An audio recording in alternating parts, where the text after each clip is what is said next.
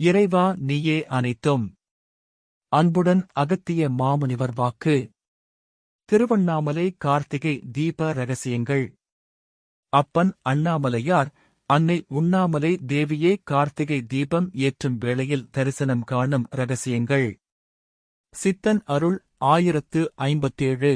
வணக்கம் அடியவர்களே, வாக்கின் உள் செல்லும் முன்னர் வாக்கு சுருக்கத்தை ஒருவரை பட வடிவில் இங்கு அளித்துள்ளோம். இப்படத்தை நன்கு புரிந்து வாக்கின் உள் செல்ல நன்று.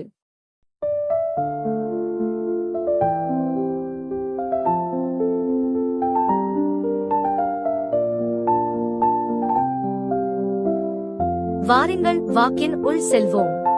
நவம்பர் 20, 2021 கார்த்திகை தீப 2ஆம் நாள் அன்று குருநாதர் அகத்தியர் பிறகு மகரிஷி உரைத்த பொதுவாக்கு. வாக்குரைத்த ஸ்தலம் திருவண்ணாமலை. ஆதி பரம்பொருளை மனதில் எண்ணி துதித்து பாடிட்டு உரைக்கின்றேன் அகத்தியன். நலன்கள் நலன்கள் மென்மேலும் உயர்வுகள் உண்டு உண்டு என்பேன் அனைவருக்கும். அனைவருக்கும் தரிசனங்கள் கொடுப்பாயினும் அறியாத மக்கள் இன்னும் சிலர் தவித்துக் கொண்டிருக்கின்றனர் இப்புவியுலகில். ஆனாலும் ஈசனை கருணையோடு கண்டு கண்டு தரிசித்தால் பல வினைகள் தீர்ந்து போகும். ஆனாலும் மனிதர்களோ தன் சுயநலத்திற்காக வேண்டுகிறார்கள். அப்படி வேண்டுபவர்களுக்கு நிச்சயமாய் நமச்சிவாயனே அருள மாட்டான் என்பதுதான் மெய். அனைத்தும் நீயே என்று இரு போதுமானது.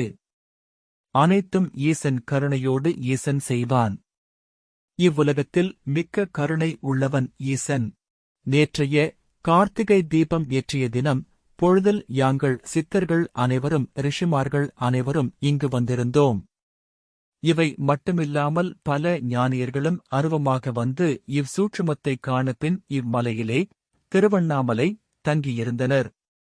ஈசனும் பின் பார்வதி தேவியும் இங்கு நடனம் ஆடுகிறார்கள் என்பது மெய்யானது.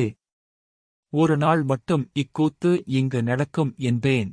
ஈசனும் பார்வதியும் எவ்வாறு என்பதைக் கூட எங்கு அமர்ந்து அவன் விளையாட்டை தரிசிக்கலாம் என்று அடுத்த வாக்கில் கூறுகின்றேன். ஈசனும் பார்வதி தேவியும் இக்கார்த்திகை என்பதைப் போல் இத்தீபத்திலே தீப திருவிழா அன்று 1 மணி நேரம் இங்கு நடனமிடுவார்கள் என்பது உண்மை. தீபம் ஏற்றும் பொழுது அவன் இங்கு நடனமிடுவான் 1 மணி நேரம் வரை. ஆனாலும் சூட்சுமமானவர்களுக்கு மட்டுமே இதை புரிந்து கொள்வார்கள் என்பேன். அவ்விடத்திலும் இப்பொழுது கூட லிங்கமாக கூட மூல இடத்திலே அண்ணாமலையார் கருவறை மூலஸ்தானம் காட்சியளிக்கின்றானே. அங்கிருந்து ஓர் 20 மீட்டரிலே என்பது நிச்சயமான உண்மை. கருவறைக்கு எதிரே அமைந்திருக்கும் மண்டபம் ஆருத்ரா தரிசனம் என்கிறார்களே, அப்பொழுது கூட அங்கு 5 நிமிடம் நிச்சயமாய் உட்காருவான் என்பேன். இவையன்றி நகைத்தே கூறுகின்றேன்.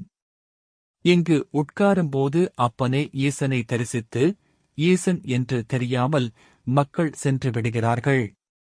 இதுதான் அப்பனே மனிதன். மனிதனே எப்படி இருக்கின்றான் என்று பார்த்துக் கொள்ளுங்கள்.